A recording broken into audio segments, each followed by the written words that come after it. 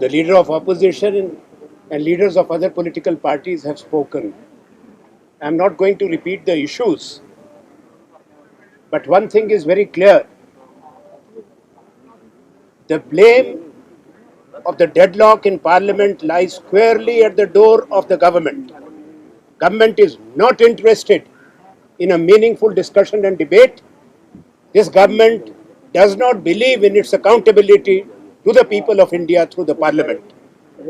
This government has functioned in a manner which has lowered the prestige of Indian Parliament and Indian democracy.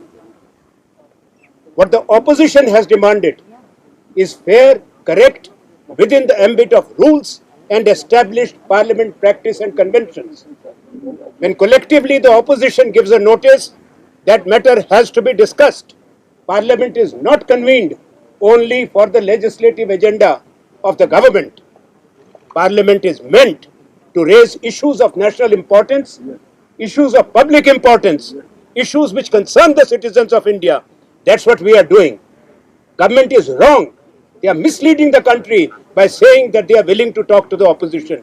Talk in what manner? They have to accept our demand for a discussion and a Supreme Court monitored probe.